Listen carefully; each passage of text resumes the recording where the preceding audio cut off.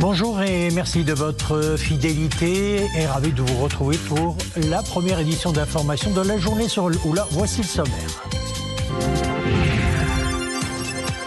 Le suspense a finalement pris fin. Les Lions de l'Atlas sont un nouveau sélectionneur. Mohamed Wahbi, champion du monde U20.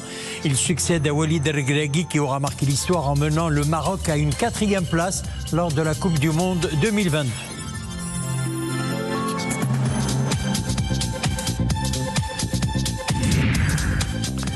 Au volet des inondations qui avaient frappé plusieurs régions du royaume, 15 000 familles ont pu bénéficier d'une aide financière de 6 000 dirhams chacune, et ce dans le cadre du programme gouvernemental de soutien et d'accompagnement des sinistrés. Nous suivrons le reportage Al-Arish. Ils sont les gardiens silencieux de la cité Ocre, flanqués par leurs 22 tours imposantes, les remparts de Marrakech, classés au patrimoine mondial de l'UNESCO depuis 1985, valent le détour. Pour préserver leur cachis traditionnel, ils ont connu plusieurs réhabilitations dans le respect de leur authenticité historique. Avant de développer ces titres, actualités législatives en ouverture donc de cette édition, la date de la tenue des élections des membres de la Chambre des représentants a été fixée. Le scrutin aura lieu le mercredi 23 septembre 2026, conformément à un décret adopté hier jeudi par le Conseil de gouvernement. Le texte fixe également la période de la campagne électorale. Elle débutera à 13h le jeudi 10 septembre 2026 et se terminera à minuit le mardi 22 septembre 2026. C'est ce qu'a indiqué le ministre délégué chargé des relations avec le Parlement, porte-parole du gouvernement, Moustapha Beites, lors d'un point de presse tenu à l'issue de la réunion hebdomadaire du Conseil. Nous le disions en titre, c'est désormais officiel. Les Lions de l'Atlas sont un nouveau sélectionneur. Mohamed Wahbi, champion du monde U20. À plus de 3 mois du mondial 2026, Wahbi succède à Walid Regragui, l'homme qui aura marqué l'histoire en menant le Maroc à une 4e place lors de la Coupe du monde 2022. Un hommage appuyé lui a été rendu hier lors d'une cérémonie organisée au complexe Mohamed VI de football à Marmoura. Mehdi Chtaibi et Sofia Fkrout. L'histoire jugera les résultats, les victoires, comme les moments plus difficiles. Mais une certitude demeure, Walid Regragui restera l'un des meilleurs entraîneurs de l'histoire du Maroc. Et surtout, l'homme qui a fait croire que rien n'est impossible. La fin de sa mission à la tête des Lions de l'Atlas marque la clôture d'un chapitre impressionnant de l'histoire du football marocain. Au complexe Mohamed VI de football à Marmoura, une cérémonie d'hommage lui a été dédiée. Un moment chargé d'émotions pour saluer un parcours remarquable et une aventure qui aura profondément marqué les esprits. Walid Regragui restera d'abord et avant tout l'homme de l'épopée de la Coupe du Monde 2022. والسي وليد الركراكي والطاقم الذي رافقه خلال هذه المدة كان نموذجا. Walid Regragui et le staff qui l'a accompagné pendant toute cette période étaient un modèle d'illustration de la vision royale et des ambitions des Marocains passionnés par le football.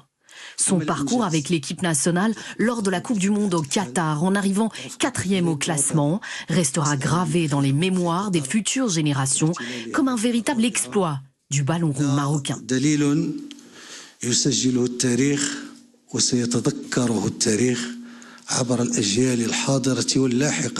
Ce qui est certain et sûr et qu'on ne peut pas me retirer, c'est que j'ai toujours eu l'objectif de donner le meilleur de moi-même avec honnêteté et un engagement total. Je n'ai jamais transigé sur mon investissement et sur le sérieux que cette équipe mérite. Le travail accompli ensemble a permis d'atteindre des niveaux historiques. Une demi-finale de Coupe du Monde, une finale de Coupe d'Afrique après 22 ans et dernièrement la 8e place FIFA qui est le record pour notre pays. On est rentré dans le top 10 mondial.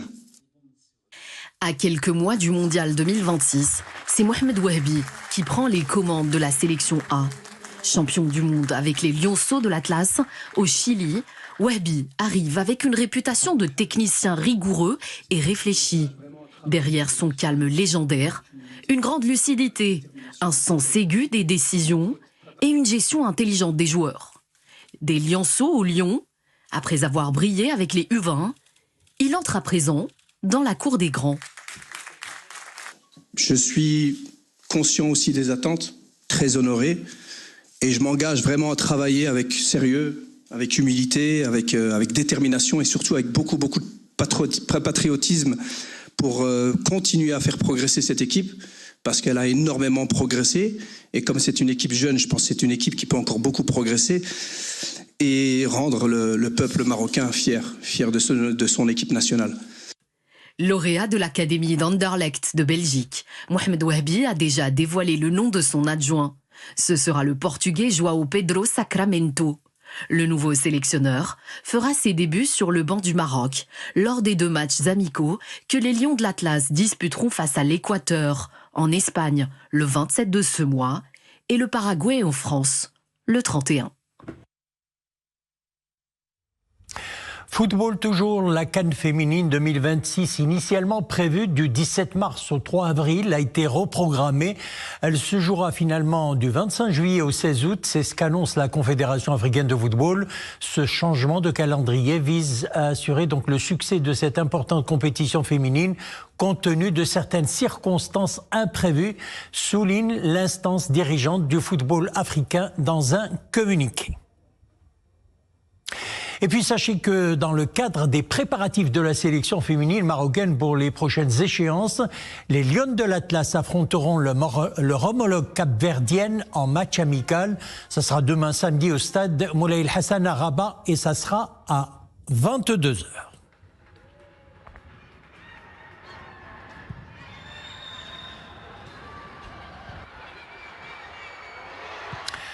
Au volet des inondations qui avaient frappé le nord et l'ouest du royaume, les populations fragilisées par la catastrophe sont accompagnées dans cette épreuve. 15 000 familles ont bénéficié des aides financières directes de 6 000 dirhams chacune, et ce, dans le cadre du programme gouvernemental d'aide lancé pour prêter main forte aux sinistrés. Et sur la base des recensements des autorités locales, une aide de 140 000 dirhams a été octroyée aux familles dont le logement a été complètement détruit. Reportage à l'arrache, Saïd Najah, Yassir Al-Amrani et Zakaria Mouqin-Billah. Après avoir regagné leur domicile, ces habitants de la province de l'Arrache s'apprêtent à ouvrir un nouveau chapitre de leur vie. Fortement touchés par les dernières inondations, ils vont recevoir aujourd'hui une aide financière directe. Cette aide directe nous est utile pour prendre en charge notre bétail et nos ménages. Cette aide arrive à temps en ce mois de Ramadan. Nous avons dû quitter nos domiciles. Une fois de retour, nous évaluons l'ampleur des dégâts. Les 6 000 dirhams d'aide est un vrai réconfort. Nous remercions Sa Majesté le Roi. Nous avons bien reçu cette somme. Pendant les crues, nous avons dû quitter notre logement. Même si nous avons perdu notre bétail, nous nous sommes résignés.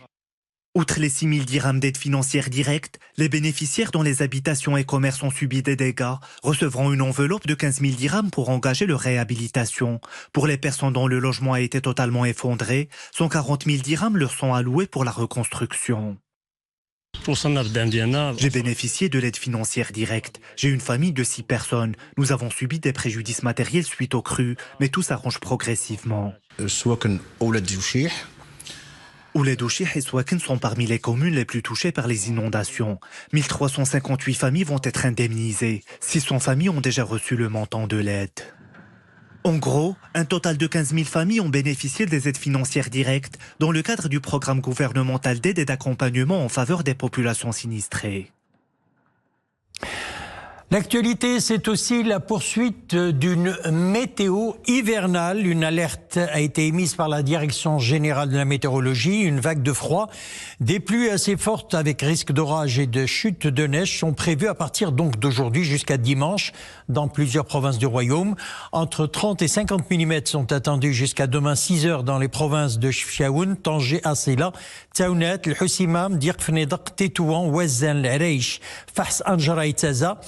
Et puis des chutes de neige 15 à 30 cm à partir de 1400 mètres seront enregistrées demain 6 heures dans les provinces de Midelt, Boulmans, Fro, El Hussima, Gersif, Taza, Chefchaouen, Ifrane et Khnefra. L'actualité internationale dominée par la guerre au Moyen-Orient au 7e jour donc de l'offensive israélo-américaine contre l'Iran. Les forces américaines affirment avoir coulé plus de 30 navires iraniens depuis le début de leur opération à Téhéran. Et à Shiraz, dans le sud du pays, 20 personnes ont été tuées par des frappes américaines et israéliennes, selon un responsable iranien. L'armée israélienne a annoncé avoir mené également de nouvelles attaques d'envergure ciblant des infrastructures, des installations de défense et des plateformes de missiles à l'intérieur du territoire iranien. Et puis en riposte, Téhéran a lancé plus de 500 missiles balistiques et plus de 2000 drones à travers la région depuis le lancement de l'offensive israélo-américaine. Et puis sur un autre front, l'armée israélienne a lancé un avertissement urgent aux habitants de plusieurs quartiers de la banlieue sud de Beyrouth, fief du Hezbollah libanais, les appelant à évacuer immédiatement, notamment les quartiers de Bourj, el-Barajne et el-Hadat, et se déplacer vers l'est en direction du Mont Liban, où 6 personnes ont été tuées et 8 autres blessées à la suite d'une attaque israélienne. Et dans ce contexte de guerre, le Maroc suit de près les développements dans la région du Moyen-Orient et leurs répercussions sur plusieurs secteurs. Le ministère de la Transition énergétique et du Développement durable affirme suivre de près les chaînes d'approvisionnement énergétique. Le ministère appelle l'ensemble des acteurs à faire preuve de sens de responsabilité et à placer l'intérêt national au premier plan en veillant à garantir la stabilité du marché et à éviter toute pratique susceptible d'avoir un impact négatif sur le pouvoir d'achat des citoyens ou sur les équilibres économiques. De la culture, pour clore cette édition, allons faire un petit tour du côté des remparts du quartier historique de la Médina de Marrakech. Autrefois point de contrôle et de défense, ces fortifications sont aujourd'hui un symbole fort de l'identité de la ville ocre, construit au début de l'année 1126 à l'initiative du souverain Ali ibn Youssef. Ces imposantes murailles en pisé sont une ceinture qui raconte plus de 900 ans d'histoire. Ce n'est donc pas pour rien qu'elles sont classées au patrimoine mondial de l'UNESCO depuis 1985. Maria Oued. Ils encerclent la cité depuis des siècles et témoignent de son riche passé historique. Édifiés au XIIe siècle par la dynastie almoravide, les remparts de Marrakech, véritables gardiens silencieux de la cité ocre, s'étendent sur plusieurs kilomètres, car ils servaient autrefois à protéger la Médina et ses habitants. Reconnaissables à leur couleur ocre qui se confond avec la ville, ils rappellent, tout comme la porte Beb Doukela, l'identité unique de Marrakech, tout en s'illustrant comme le symbole millénaire de notre patrimoine. Ces remparts que vous voyez derrière moi constituent l'un des symboles historiques que compte la ville de Marrakech. Ils sont très beaux, imposants et ne passent pas inaperçus. C'est un chef-d'œuvre architectural datant d'une période prolifique en termes de construction et de fortification. Tout comme l'emblématique Koutoubia et la célèbre place Jem El Fna. Ces remparts constituent des repères historiques pour la ville et s'imposent comme autant de symboles de cet âge d'or. Majestueux, ils continuent de veiller sur la cité ancienne, reliant ainsi l'héritage du passé à l'effervescence du présent. Voilà, c'est la fin de notre édition. Merci de nous avoir suivis. L'info revient dans quelques instants. Le JT en espagnol vous sera présenté par Nidal Bouhmela. Excellent après-midi et à bientôt.